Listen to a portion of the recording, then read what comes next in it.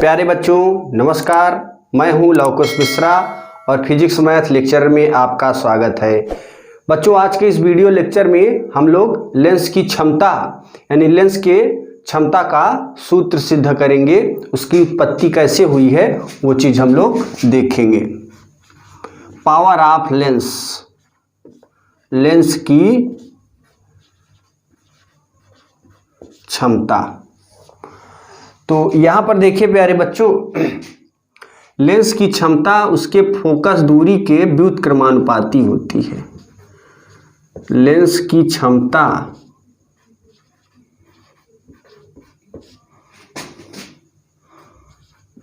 Focus दूरी के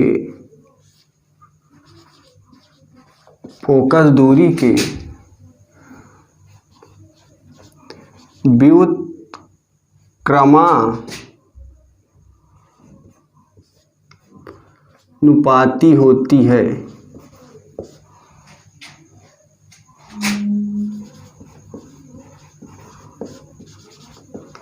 lens की क्षमता फोकस दूरी के व्युत्क्रमानुपाती होती है। यानी प्यारे बच्चों P is proportional to 1/f, ये चीज होता है। अब यहाँ पे हम लोग प्रोपोर्शनल हटाएंगे, बराबर लगाएंगे, P बराबर 1/f, ये फार्मूला हो जाता है। अब यहाँ पे मैंने डायरेक्ट लिख दिया कि लेंस की क्षमता उसके फोकस दूरी के व्युत्क्रमानुपाती होता है। ये कैसे आया इस चीज़ को देख लेते हैं। तो सबसे पहले प्यारे बच्चों हम लोग यहाँ पर एक लेंस बनाएंगे।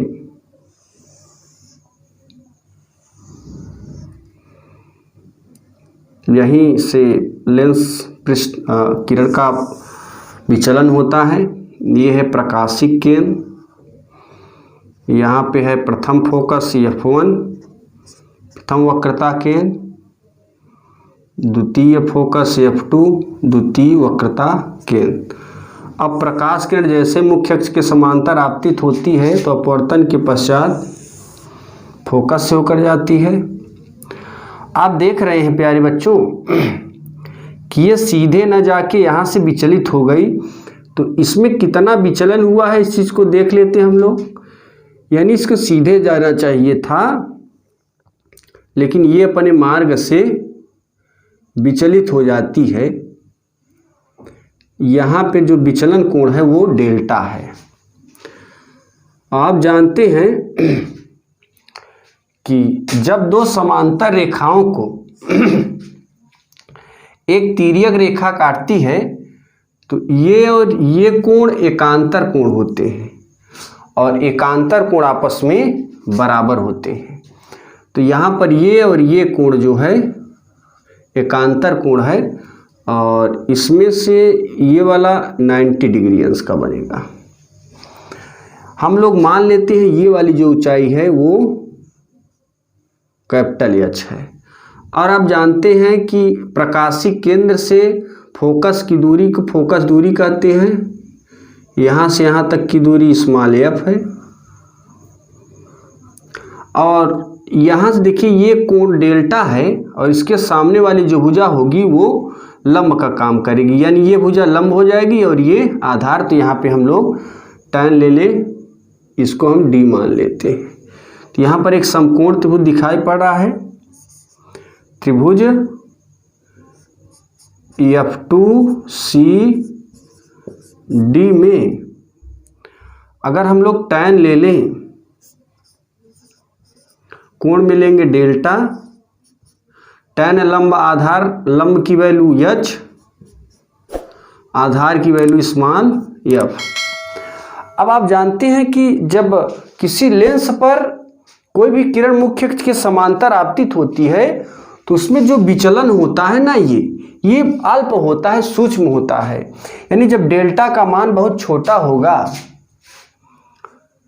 जब डेल्टा का मान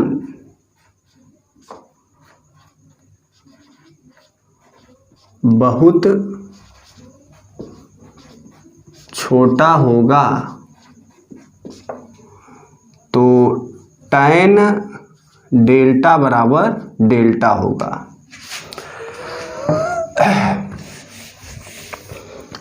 ऐसी स्थिति में अगर इसको हम समीकरण 1 मान लें तो जहाँ पर tan डेल्टा है प्यारे बच्चों वहाँ पे डेल्टा लिख देंगे, इसको लिखेंगे समीकरण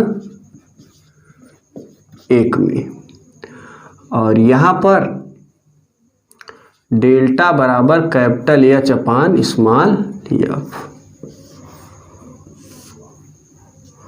ये हो जाएगा 2। अब देखिए प्यारे बच्चों, अभी मैंने किरण जो है मुख्य अक्ष के समांतर मुख्य अक्ष से h ऊंचाई ऊपर से आपतित किया है।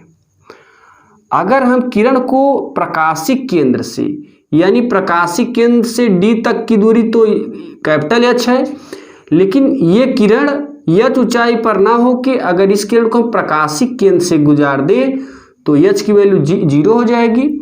यानी यहाँ से यहाँ तक की ऊंचाई h थी, अगर इस किरण को हम प्रकाशिक केंद्र से गुजार दें तो h की वैल्यू 0। तो यहाँ पर लिखेंगे, यदि इसको हम केस फर्स्ट में ले लेते हैं, यदि किरण प्रकाशिक केंद्र से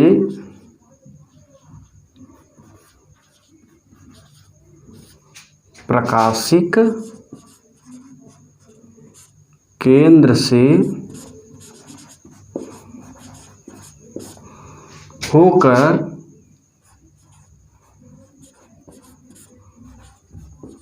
जाए तो h बराबर 0। अब देखिए प्यारे बच्चों, मैंने जब लेंस के नियम बता रहे थे, लेंस में प्रतिबिंब बनाने के नियम, तो वहाँ पे मैंने तीसरा नियम बताया था कि जब प्रकाश किरण प्रकाशिक केंद्र से होकर जाती है तो अपवर्तन के पश्चात बिना विचलित हुए सीधे निकल जाती है, यानी उसमें किसी प्रकार का विचलन नहीं होता। हालांकि मैंने बताया था अल्प विचलन, अल्प माने कुछ नहीं। जैसे आप सर में ढेर सारे बाल हैं, अनंत बाल हैं, एक बाल इसमें से हम निकाल लें तो इस पर कोई प्रभाव नहीं पड़ेगा। वैसे ही जब किसी लेंस में अल्प विचलन होता है तो न के बराबर मान के चलते हैं। इसीलिए यहाँ पे देखिए मैंने ले लिया tan डेल्टा बराबर डेल्टा, छोटा कोण है, अल्प विचलन हुआ है इसलिए। अब देखिए प्यारे बच्चों, जब ये h की वैल्यू यानी आप प्रकाशिक केंद्र से किरण को गुजारेंगे तो h की वैल्यू 0 होगा, और आप यहाँ पे जब 0 रखेंगे तो डेल्टा की वैल्यू 0 होगा।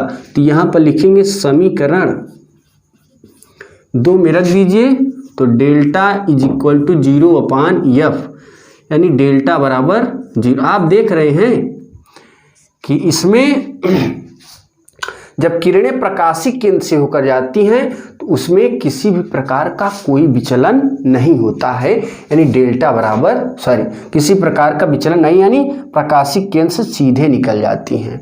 अब देखिए प्यारे बच्चों, अब हम किरण को मुख्य अक्ष के समांतर डालेंगे, यानी यदि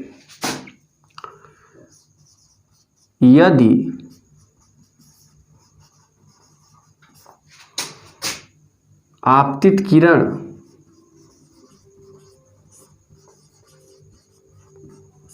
मुख्य अक्ष के समांतर, आपतित किरण मुख्य अक्ष से 1 मीटर पर आपतित की जाए,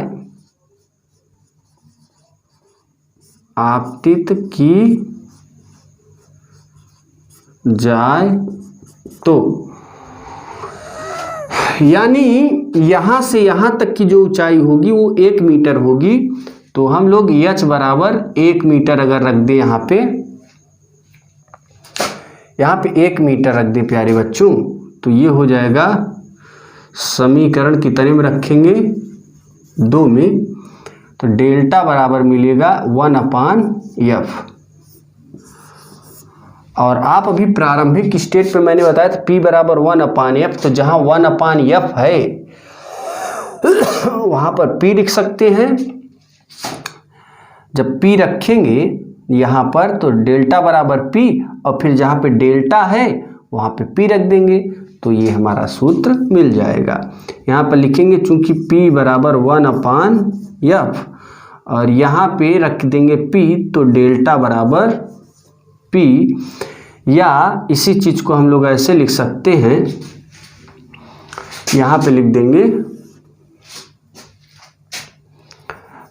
इसको, यहाँ पे रखेंगे 1/F के स्थान पे, तो डेल्टा बराबर P या P is proportional to delta. अब इसी को हम लोग अगर द्विफोकसी लेंस के लिए बात करें तो P1/P2 बराबर डेल्टा 1/डेल्टा 2, ये सूत्र बन जाएगा।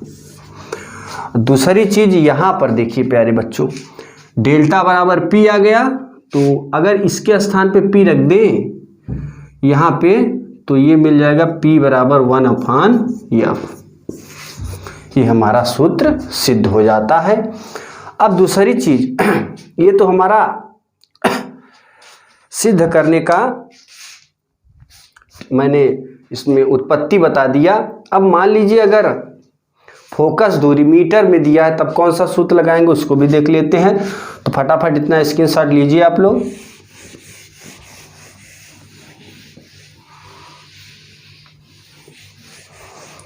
अब देखिए प्यारे बच्चों, इसका अगर हम नोट फर्स्ट मान लें, यदि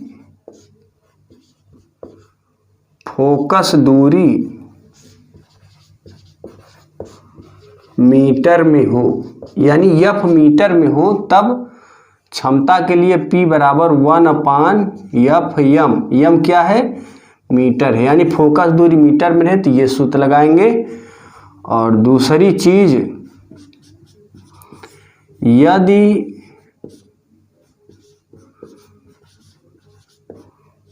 फोकस दूरी सेंटीमीटर में हो, तब आप जानते हैं 1 मीटर में 100 सेंटीमीटर, तो P बराबर हो जाएगा 100/F सेंटीमीटर। प्यारे बच्चों, इन दोनों फार्मूलों को याद रखिएगा। और यहाँ पर ये हमारे 2 फार्मूले इम्पॉर्टेंट हैं जो कि सवाल को हल करने में बहुत ही काम में आएंगे प्यारे बच्चों। Thank you.